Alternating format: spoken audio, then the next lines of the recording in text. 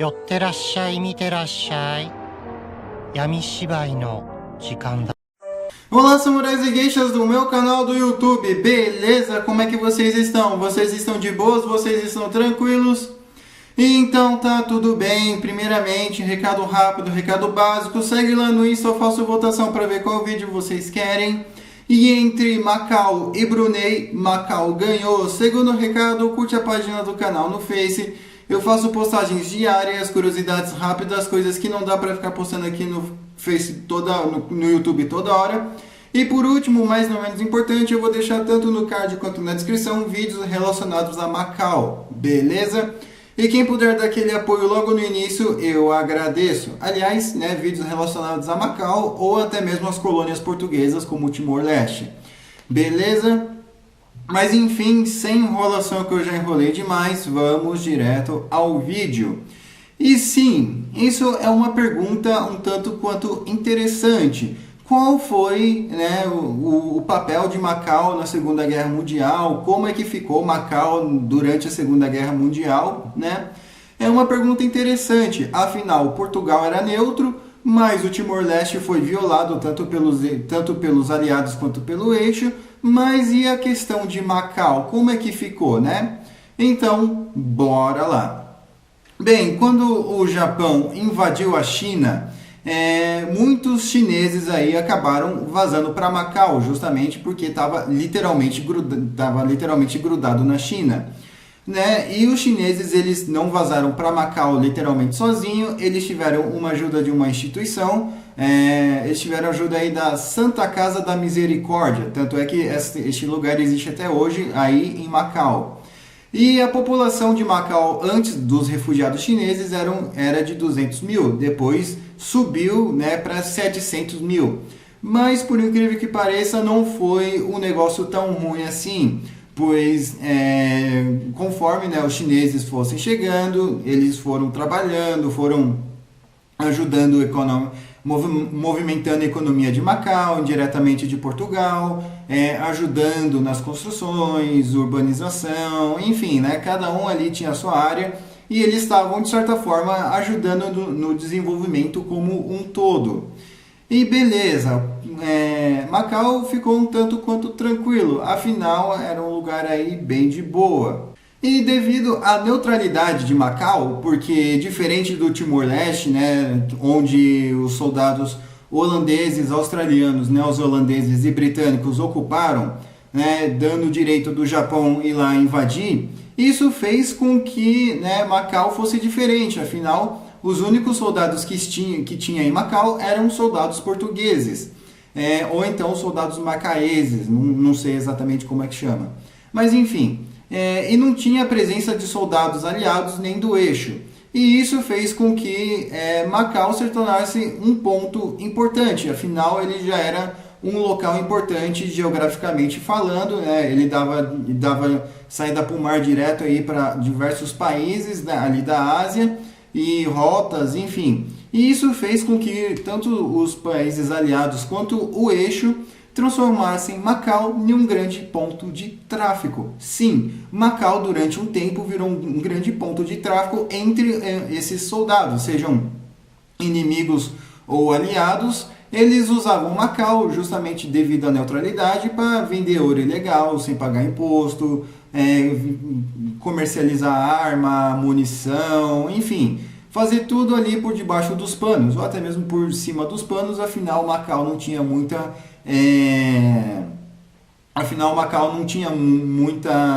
como eu posso dizer, fiscalização. Então era um tanto quanto válido ali para ambos os lados.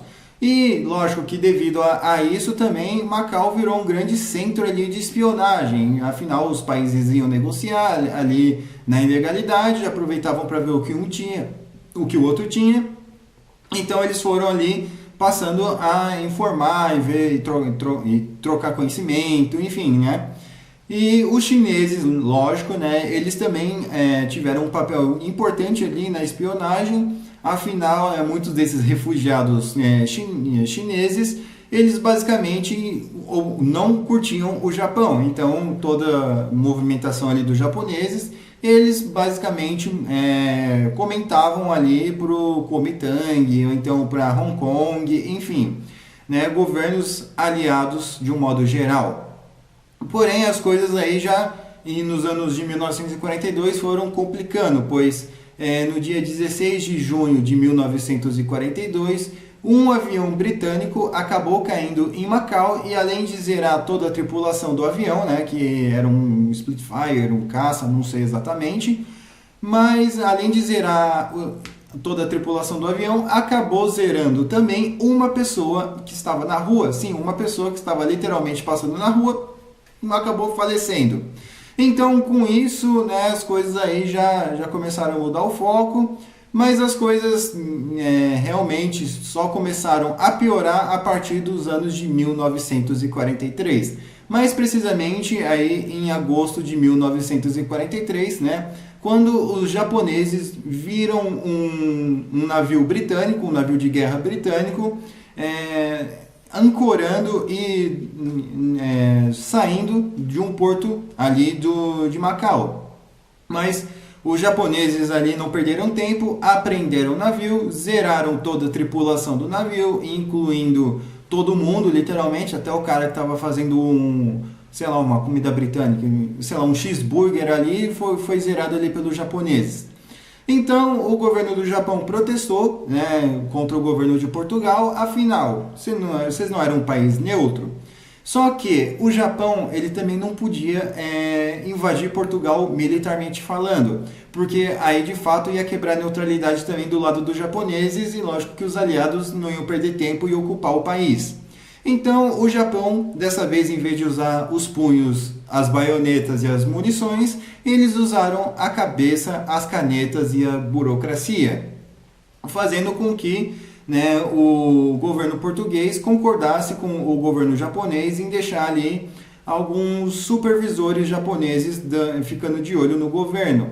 E com isso o Japão meio que indiretamente passou a ocupar Macau. Sim, o Japão literalmente passou a ocupar Macau graças a um navio britânico de guerra que foi apreendido ali no porto de Macau. E lógico, né, que os aliados ficaram meio tipo, como que isso vai acontecer? Então, devido a este motivo, a espionagem em Macau começou a ficar mais intensa e o tráfico de ouro e de armas começou a diminuir drasticamente, afinal, aquilo ali já, entre aspas, pertencia ao Japão. E o Japão meio que não queria que o governo ali, o governo macaense, enfim, governo português então, o governo português em Macau continuasse com essas atividades. Mas devido ao Japão estar controlando, as potências ocidentais ficaram de olho, principalmente a Inglaterra e os Estados Unidos. E tempo vai, tempo vem, já chegamos aí em 1945 e no finalzinho aí de 1944, aliás, para o início de 1945, o governo anglo-americano, né, uma coalizão entre a Inglaterra e os Estados Unidos, eles, através da espionagem, eles acabam descobrindo que Macau tinha planos ali de vender combustível para avião para os japoneses. Então, os japoneses pretendiam prolongar a guerra e Macau ali só estava abaixando as calças e obedecendo o Japão. E lógico que os Estados Unidos não ficou nada contente com isso. Então eles acabaram realizando 3 ataques. O primeiro ataque aconteceu no dia 16 de fevereiro de 1945, mirando nos locais de reabastecimento de aviões, mirando em alguns aviões e em locais onde tinham peças ali de reposição.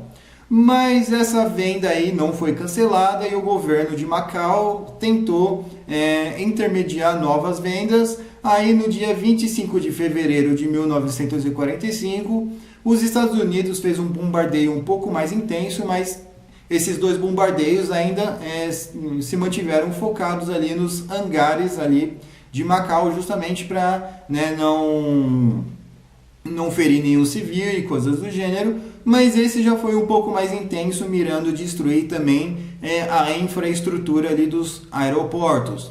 E o último bombardeio americano, esse sim foi extremamente mais intenso, que basicamente pegou Macau por inteiro, foi no dia 11 de junho ainda de 1945. Só que esse bombardeio foi tão intenso que basicamente acabou gerando protestos tanto em Portugal quanto em Macau.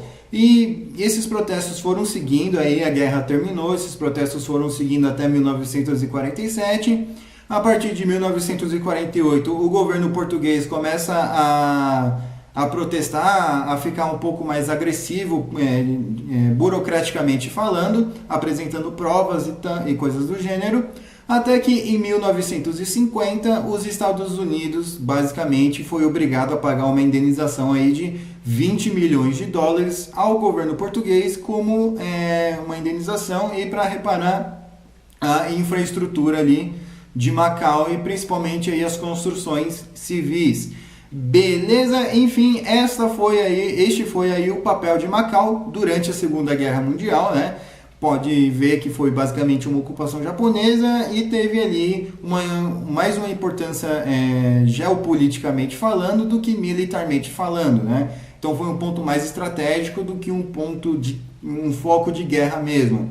E apesar de tudo, os japoneses conseguiram dominar Macau sem dar um único tiro. Os Estados Unidos bombardearam e ainda tiveram que pagar uma indenização para Portugal, que curiosamente era um governo simpatizante ali do eixo.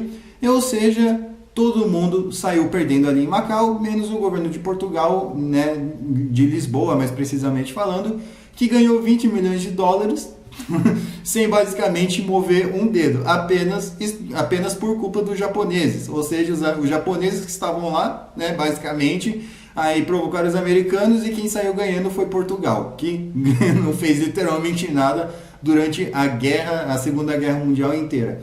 Beleza? Mas enfim, eu espero que vocês tenham gostado desse vídeo. Não se esqueça, né, de curtir, compartilhar, se inscrever. Quem puder ver os vídeos do card de descrição, eu agradeço. Quem puder dar aquele apoio também, eu agradeço. Quem puder me seguir nas minhas redes sociais também, e o Discord, estão todos aqui na bio, beleza? Enfim, espero que vocês tenham gostado.